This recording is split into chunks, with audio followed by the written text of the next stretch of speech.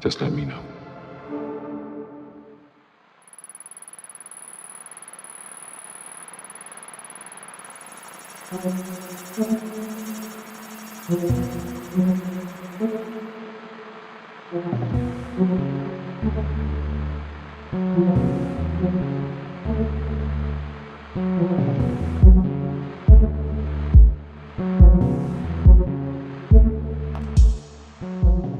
In early 2007, this silent black and white video was uploaded by a user on a conspiracy and UFO-centric forum called Above Top Secret. The user claimed the video depicted a disc-shaped UFO outmaneuvering a fighter jet somewhere off the coast of Mexico in the mid-2000s. They had supposedly gained access to the video while serving on board a US aircraft carrier and claimed to have smuggled a potentially classified material off the ship. While some members of the forum chose to believe their story, others were not so easily convinced. For instance, the video was hosted on a website belonging to a group of German film students, which led some to denounce the clip as an attempted hoax. Even those who believed it could be genuine still complained that it was a totally uninspiring video of a fuzzy dot.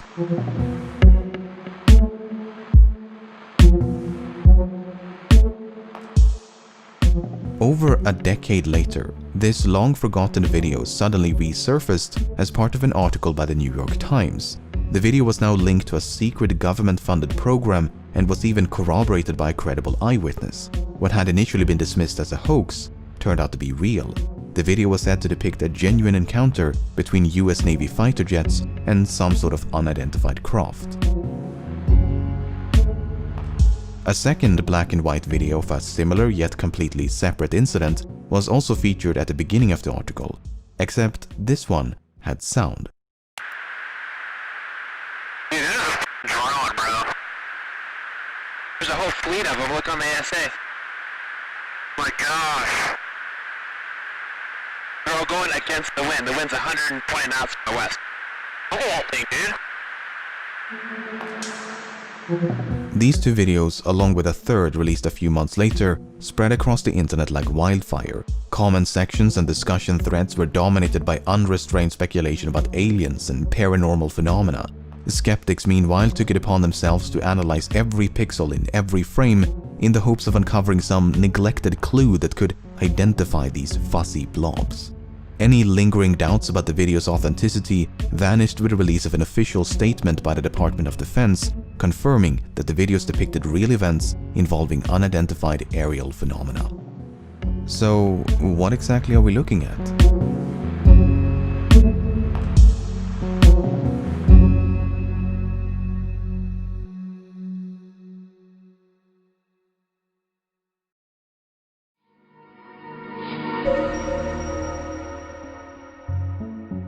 The first video was recorded off the northwestern coast of Mexico in late 2004. The story behind it has been recounted by more than a dozen naval officers, and it goes like this. In early November of 2004, a naval strike group led by the aircraft carrier the USS Nimitz was conducting pre-deployment exercises about 100 kilometers southwest of San Diego. Starting around the 10th of November, radar technicians aboard a guided missile cruiser, the USS Princeton, were puzzled by a series of unidentified radar tracks near San Clemente Island. The tracks did not resemble any known aircraft and would sporadically appear in groups of 5 to 10 at a time. Suspecting a malfunction of some sort, the recently upgraded Spy-1 radar system was taken offline and recalibrated. Once the system was brought back online, however, the tracks had only become sharper.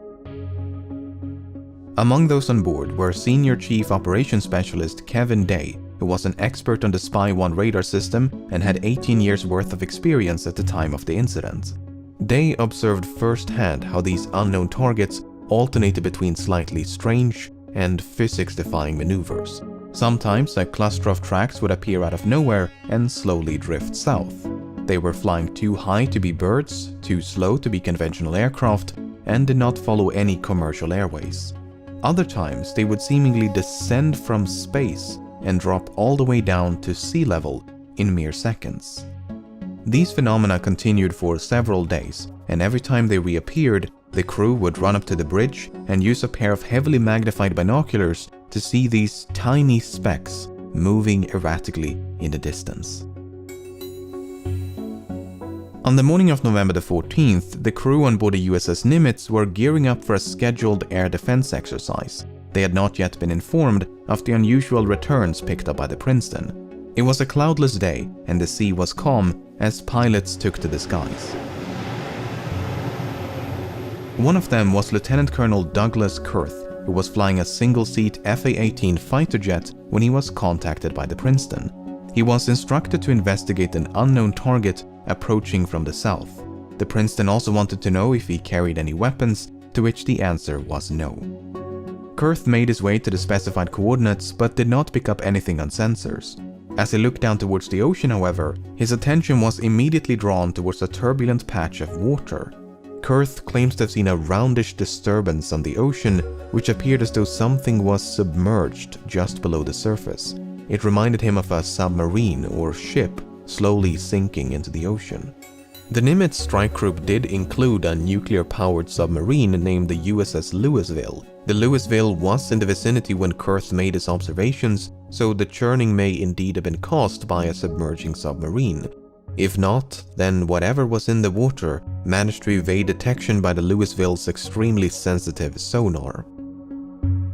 Kurth was soon joined by a squadron of 2 tandem-seated F-18s, the lead aircraft of which was piloted by Commander David Fravor. Much like Kurth, Fravor claims to have seen a disturbance on the ocean, which he described as having a vaguely cross-like shape. He thought it resembled a downed airliner and described its size as much larger than a submarine. While Kurth eventually circled back for the Nimitz, Fravor and his wingman decided to get a closer look. As they began their descent, they noticed a white, capsule-shaped craft moving erratically above the disturbance. At first, they thought it could be a helicopter, but there were no rotor blades. In fact, it was perfectly smooth. No markings, no exhaust, no protrusions of any kind. The UFO appeared to maintain a consistent altitude, but made rapid lateral movements with no visible means of propulsion. According to Fravor, it was a bit smaller than an F-18 and resembled a giant mint of Tic Tac. As Fravor continued to descend, his wingman decided to maintain altitude and kept watching from above. Flying in a spiraling downward motion, Fravor was getting closer and closer until suddenly the UFO realigned its axis and began to climb at an incredible rate of speed. Both of them were now flying in a circle. The UFO was coming up while the F-18 was going down. In an effort to close the distance between them, Fravor made a final aggressive turn before the UFO rapidly accelerated up to hypersonic speed and disappeared in a matter of seconds. As they looked down towards the ocean, it was now perfectly calm. Okay, but what about the video? Well, so Fravor and his wingman made it back to the Nimitz. They landed and ran into a different flight crew preparing to head back out. They told them what they had seen and to be on the lookout for anything out of the ordinary. Soon thereafter, another tandem-seated F-18 took to the skies. This time, it was outfitted with an advanced targeting forward-looking infrared camera system. This AT-FLIR pod is controlled by the weapons systems operator seated behind the pilot, and the backseater of this flight was Lieutenant Chad Underwood. A few minutes after departing the Nimitz, Underwood detected something on his radar. The unknown target was directly ahead, a few tens of kilometers away. The target's behavior was erratic and unpredictable. Its altitude and airspeed were in constant flux. According to Underwood, it simply did not abide by the known laws of physics. At some point, Underwood managed to get a lock on the target with the AT-FLIR camera, and this is when the much publicized video was recorded. At the beginning of the video, we see a UFO being tracked in infrared. Underwood then switches to visible light, revealing an out-of-focus rounded mass in the distance. He then switches back to infrared and alternates between 2 different zoom levels on multiple occasions. Not much happens until the very end of the video, when the UFO suddenly disappears off to the left-hand side of the screen. As the target was too far away to be seen with the naked eye, neither Underwood nor his pilot ever made visual contact. The Princeton continued to detect anomalous radar tracks for at least 2 more days, and according to Senior Chief Day, they eventually disappeared near the Mexican island of Guadalupe.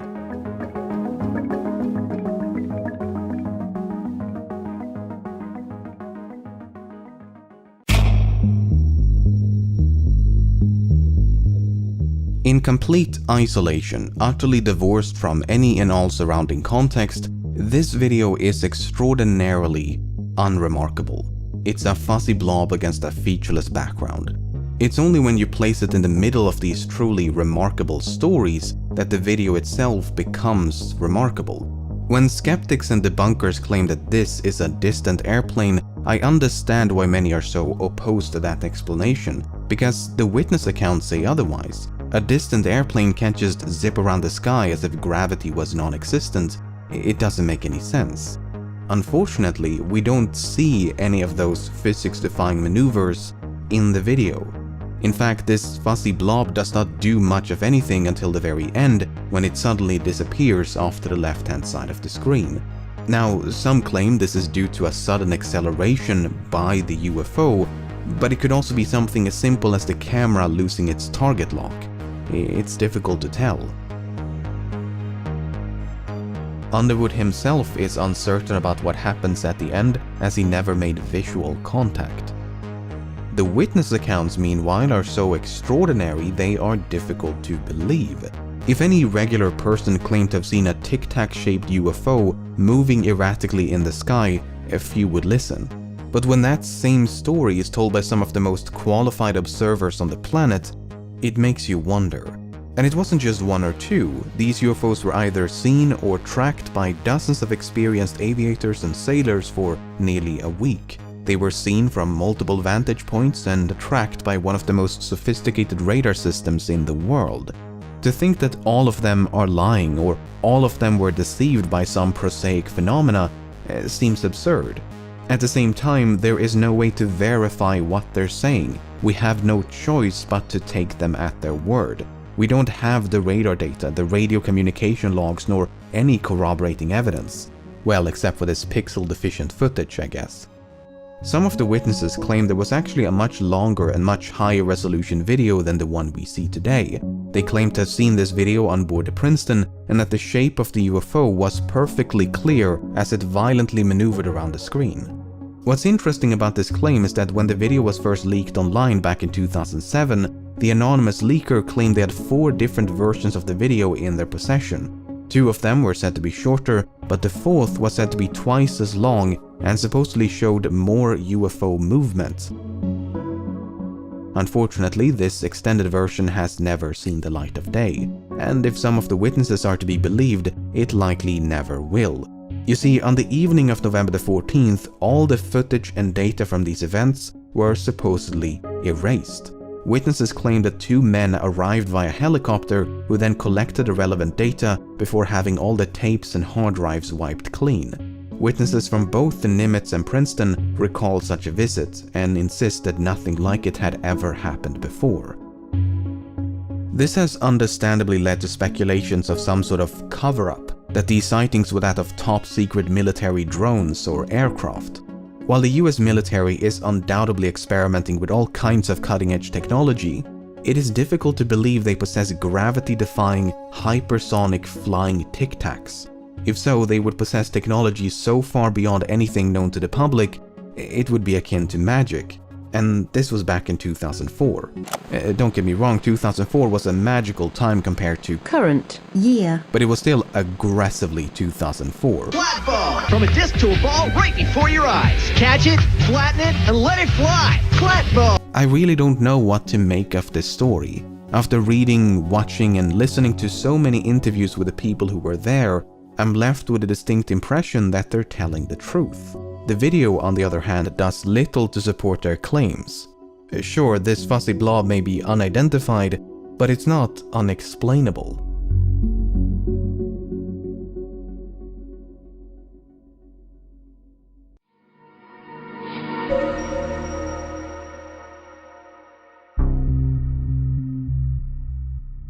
The second and third videos were recorded off the southeastern coast of the United States in early 2015. While those who recorded the footage have yet to come forward, some of their crewmates and fellow pilots have, and according to them, the story goes like this. In the summer of 2014, a naval strike group led by the aircraft carrier the USS Theodore Roosevelt was conducting pre-deployment exercises somewhere off the coast of Virginia. Much like with the Nimitz encounters, the first sign of trouble came in the form of anomalous radar tracks. Following a fleet-wide upgrade of aircraft radar systems, pilots had begun to pick up unidentified targets while conducting routine training missions. The tracks were initially dismissed as false positives, but their behavior was unlike anything they had seen before. Gravity-defying maneuvers, hypersonic velocities, and other mystifying shenanigans. Attempts to intercept these UFOs were initially unsuccessful. Lieutenant Danny Acoin claims that on 2 separate occasions he tried but failed to make visual contact. Then, one day, a squadron is said to have narrowly avoided a mid-air collision with one of these UFOs. The 2 jets had been flying in tandem, no more than a few tens of meters apart, when something flew right in between them. That something was oddly described as a cube encased by a translucent sphere. Lieutenant Ryan Graves, who spoke to one of the pilots once they had landed, claims the experience had visibly spooked them. So much so, the squadron filed an official safety report. According to Graves, this was far from an isolated incident. These UFOs were allegedly seen by dozens of pilots for several months and could remain airborne for up to 12 hours at a time. Yet, despite growing concerns among the Roosevelt crew, training missions continued as if nothing was amiss. By early 2015, the Roosevelt strike group had made its way down to the coast of Florida, which is when the 2 now famous videos were recorded, both of which are said to be short clips taken from much longer and higher resolution footage. We don't know much about the circumstances as the officers involved have chosen to remain silent, but let's take a look at the first one. Dude, there's a drone, bro. There's a whole fleet of them. Look on the ASA. My gosh. They're all going against the wind. The wind's 120 knots from the west. Look at that thing, dude.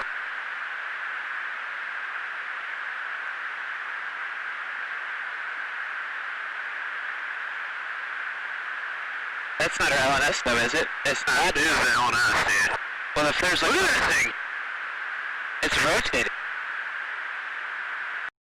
So, there are a few things to unpack in this one. If we ignore the audio for a moment and focus solely on the visuals, the thing that immediately stands out is the apparent rotation of the UFO. I use the word apparent because some debunkers claim that this rotation is an optical illusion. You see, the ATFLIR pod is equipped with something known as a derotation mechanism. It's meant to counteract the rotation of the camera so that the orientation of the image stays the same, also known as image stabilization. What may not be stabilized, however, are certain artifacts produced by the lens of the camera. You can even try this yourself. Aim a camera towards a light source, rotate the camera, stabilize the footage, and there you go.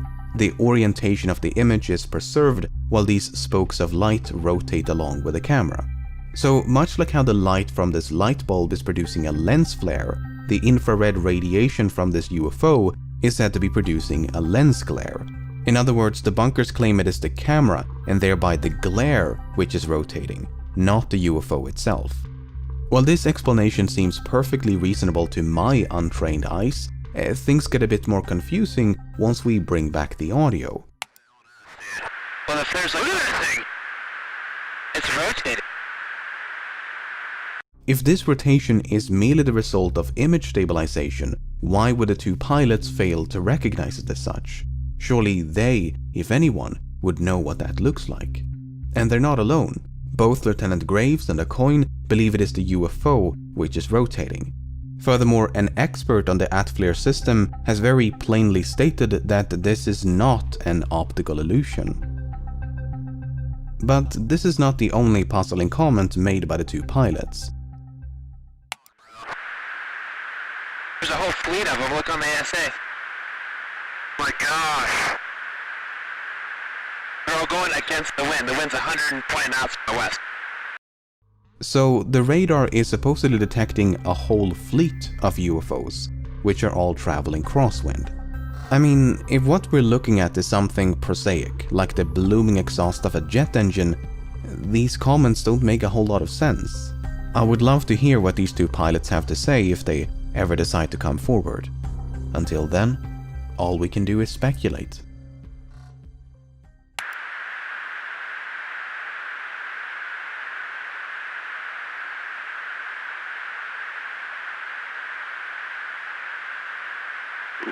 Nickel 6-1 Tango Roger, oh, got it!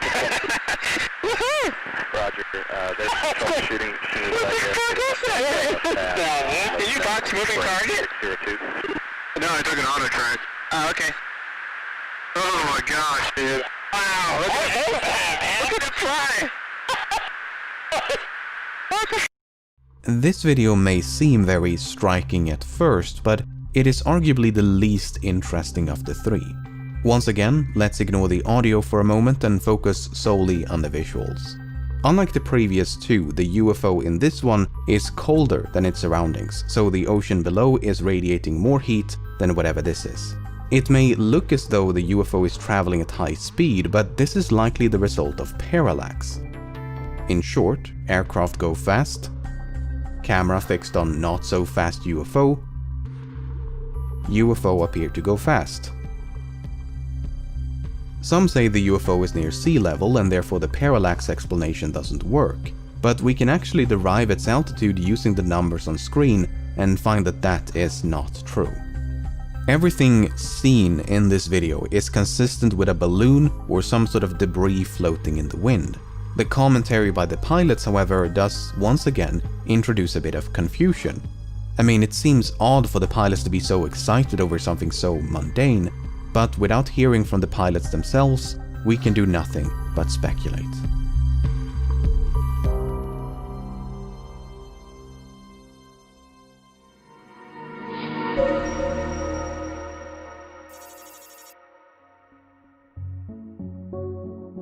The person responsible for making these videos available to the public is a man named Lou Elizondo.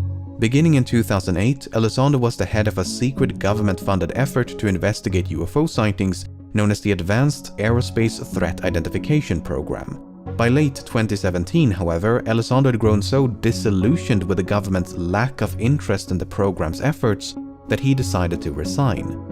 In his resignation letter, Elizondo writes that certain individuals within the government are staunchly opposed to UFO research, that inflexible mindsets and political contention essentially prevented him from doing his job. He portrays the government as virtually unconcerned about an issue which he believes could pose a threat to national security, so much so that he felt it necessary to resign in protest. This seemingly uncaring attitude was also noted by witnesses of both the Nimitz and Roosevelt encounters. For instance, Lieutenant Ryan Graves recalled how the commander of the Roosevelt strike group seemed completely unfazed by this video. On the day when it was captured, he supposedly looked at it for 5 seconds, then walked away without saying a word. Some of the senior officers on board the Nimitz and Princeton are said to have had an equally muted response. These are very bizarre reactions to potential airspace incursions. You'd think they'd want to make sure these UFOs are not some kind of threat. The near mid-air collision reported by one of the squadrons from the Roosevelt seems especially concerning. To account for this apparent disinterest, many point to the severe stigma surrounding the topic of UFOs. Regardless of how inaccurate it may be, the term UFO has, for many, become synonymous with aliens and spaceships. So much so, the government now favors the term UAP, specifically to avoid this unwanted association. Whether sightings go unreported or uninvestigated, the argument is that people choose to look the other way because they're concerned about their reputation. No one wants to be seen as a nutcase and potentially lose out on a promotion.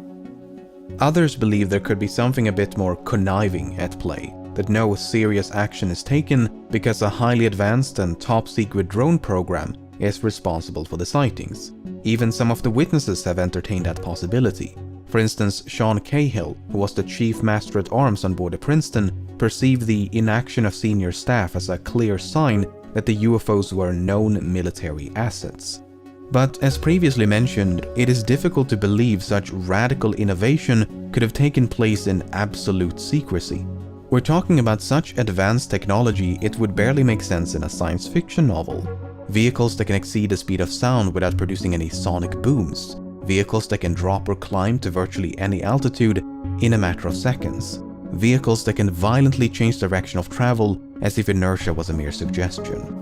None of that should be possible, yet dozens of trained observers claim they witnessed the impossible. The least uncomfortable solution, therefore, is to simply not believe them. Sure, the witnesses are credible, but they're not incontrovertible. Everything from optical illusions to faulty equipment could be used to cast doubt on their extraordinary tales. And without any corroborating evidence, except for this nebulous footage, that is not a difficult task. As such, many government officials may not seem concerned because they genuinely believe there is nothing to be concerned about.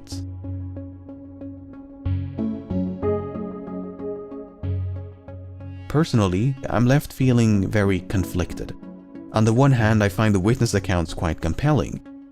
On the other, I find this grainy trilogy of dots in the sky somewhat underwhelming. Sure, the videos are fascinating, but they're also far too ambiguous to provide any decisive answers. I highly recommend that you seek out and listen to some of the witness accounts so that you can judge for yourself. This is very much a developing situation. By the time you watch this video, chances are more information will have been released. According to Elizondo, the Nimitz and Roosevelt encounters are just the tip of the iceberg. Sightings by military personnel are said to be commonplace, it's just that we rarely hear about them. I can only hope that more evidence is released in the near future and that at least one video depicts something inexplicable. Something that is unidentified because it defies explanation, not because it's too distant, too small, or otherwise too obscure. No, but something truly extraordinary. That's what I want to see.